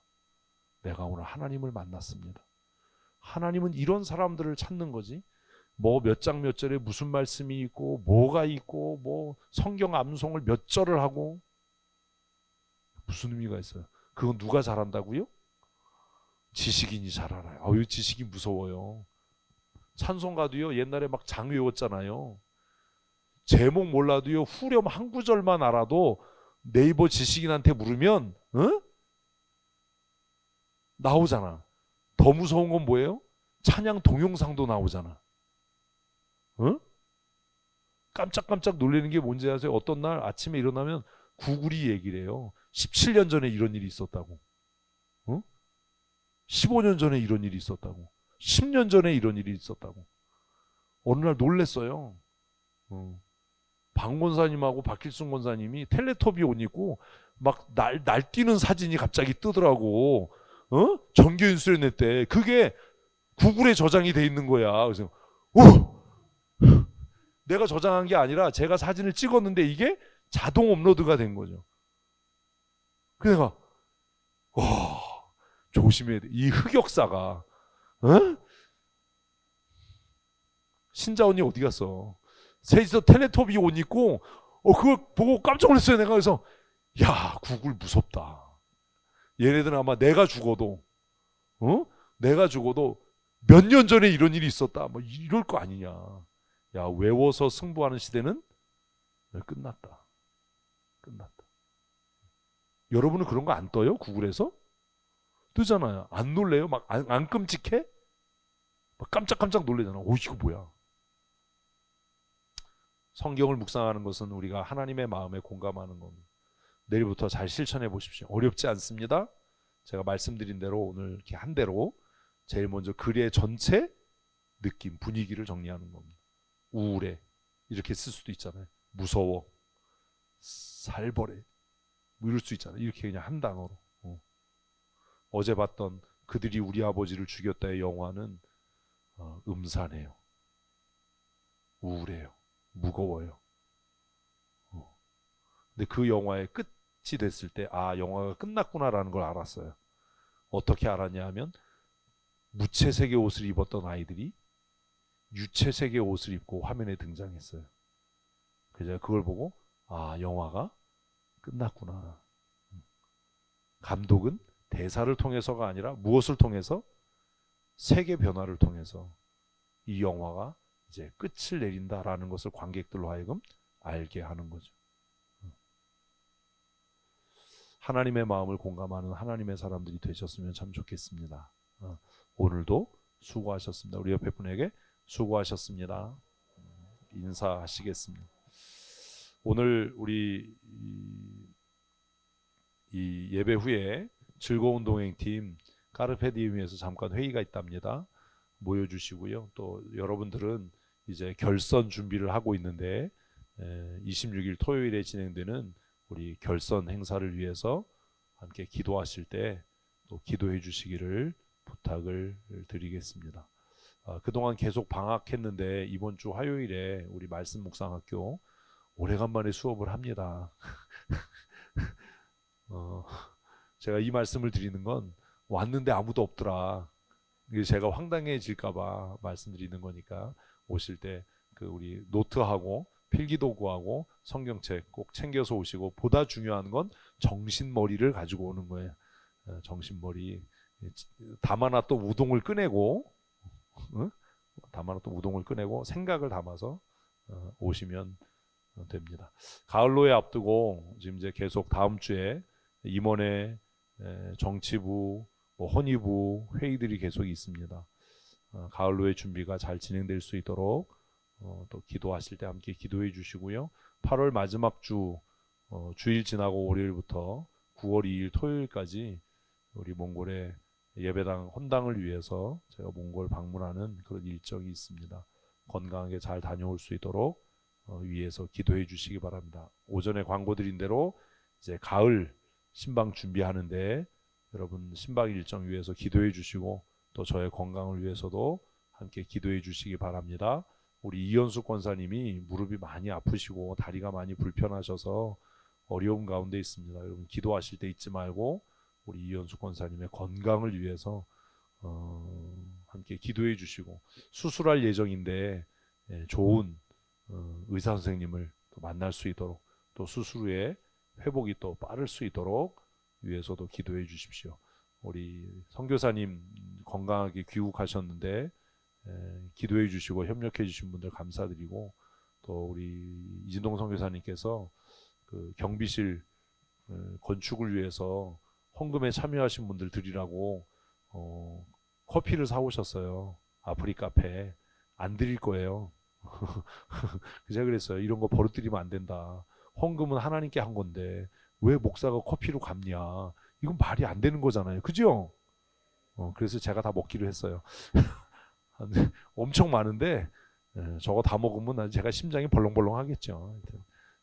선교사님은 그런 선한 마음으로 무겁게, 그 커피 얼마나 무거워요. 그거를 아프리카부터 사가지고 갔어요. 이제 학교는 탄자니아 종합대학은 기독교 방송 채널 회장님이 책임을 지시고 앞으로 건축하는 일, 또 운영하는 일들을 진행하실 겁니다. 개혁주의 신앙 노선을 잘 유지하면서 학교가 발전해 갈 수 있도록 위해서 기도해 주시고, 이진동 선교사님이 저한테 목사님 시간이 있어요 이렇게 물으면 제가 몹시 겁이 나요. 아까도 밥을 먹는데 목사님이 10월에 시간이 있냐고. 무슨 얘기예요? 탄자니아 같이 가자는 얘기지. 10월이 돼봐야 안다. 9월도 안 됐는데 내가 예수님도 아닌데 어떻게 10월을 알겠냐. 그렇게 대답을 했어요. 10월에 우리 GMS 탄자니아 지부 총회가 있답니다. 그래서 저 시간 있으면 같이 가자고 그러시는데 기도 함께 또 해주시기를 부탁을 드리는데, 제가 얘기는 안 하지만 어느 방향으로 기도해야 될지는 아시지? 방향을 잘 잡으셔서 기도하실 때 기도해 주시기를 부탁을 드리겠습니다. 9월 6일, 7일 화요일, 수요일입니다. 이틀 동안 화요일은 이제 GMS 이사회 총회를 위한 준비 회의가 있고요. 7일 GMS 이사회 총회가 월문이 본부에서 있습니다. 이제 이사회 총회를 하면 제가 1년 동안의 부이사장직이 이제 끝나게 되고 새로운 임원들이 구성이 됩니다. 좋은 분들이 또 임원회 멤버로 함께 일할 수 있도록 위해서도 기도해 주시기를 부탁을 드리겠습니다. 제가 좀 시간적인 여유를 좀 갖고 쉬려고 했는데 지금 뭐 계속 8월, 9월 뭐 이제 가을 신방해야 되고 해서 올해도 제가 쉴 수 있는 시간을 갖지는 못할 것 같다라는 불길한 예감이 드는데, 하여튼 제가 좀 마음의 여유를 가질 수 있도록 위해서도 함께 기도해 주시고, 어느 날 제가 갑자기 안 보이면 찾지 마세요.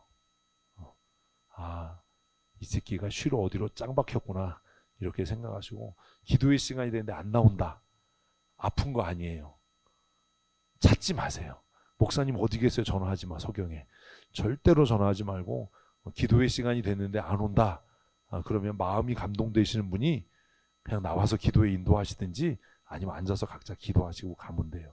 이렇게 예고를 드리는 건 어느 날 갑자기 제가 사라질 수도 있을 거예요. 어느 날이 될지는 저도 모르겠어요. 지금 뭐 회의 날짜가 너무 많고 그래서 여러 가지로 고민이 있는데, 제가 가을 신방 준비하기 위해서 좀 쉼의 시간을 가질 수 있도록 위해서도 기도해 주시기를 부탁을 드리겠습니다. 함께 기도하시겠습니다. 하나님, 하나님의 말씀이 우리의 삶에 너무나 멀게 있는 것은 아닌지 우리 자신을 돌아보게 하시고, 말씀을 가까이 하고 하나님의 말씀에 귀를 기울여 그 말씀을 청종하여 마음에 새김으로 우리의 삶이 새로워지고 열매 맺고 변화되는 은혜의 삶 되게 하여 주시옵소서. 일상의 삶으로 돌아갑니다. 일상의 삶에서 복음의 증거자로 하나님 살아가고 쓰여지게 하시고, 우리의 삶을 통해 하나님의 거룩한 구원의 역사가, 하나님의 나라의 확장되는 은혜가 넘치게 하여 주시옵소서. 우리 구주 예수 그리스도의 크신 은혜와 아버지 하나님의 크고 놀라우신 사랑하심과 성령님의 교통하시며 위로하시고 회복케 하시며 충만케 하시는 은혜와 역사하심이 오늘 기쁨으로 예배하고 또 일상의 삶으로 돌아가는 사랑하는 주의 권속들 머리머리 위에 영원토록 함께 있을지어다. 아멘. 우리 옆에 분에게 사랑하고 축복합니다. 인사하시겠습니다.